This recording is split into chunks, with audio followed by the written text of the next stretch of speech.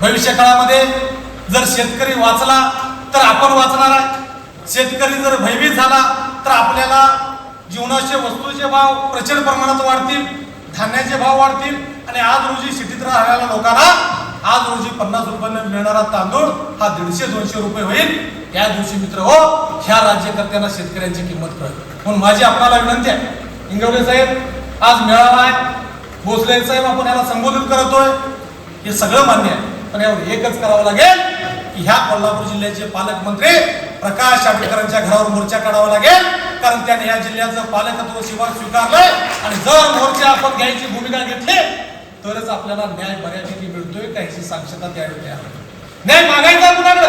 जिल्हाधिकाऱ्यांच्याकडे गेलं, फोटो काढला, त्यांनी सांगितलं की मी सरकारला कळवतो म्हणतात. सरकार हेच आणि जिल्हाधिकारी पण हेच. प्रांतांच्याकडे गेलो, निवेदन घेतात, सरकारला कळवतो म्हणतात. न्याय मागायचं कुणाकडं? म्हणून ह्या जिल्ह्याचं पालकत्व स्वीकारणारे आंबेडकर साहेबांच्या घरावर या ठिकाणी मोर्चा काढायची भूमिका तुम्ही व्यासपीठावर बसलेल्या नेत्यांनी ठरवा. त्याचं सगळं नियोजन भोदरडमध्ये मी लावतो. एवढीच विनंती या ठिकाणी करतो.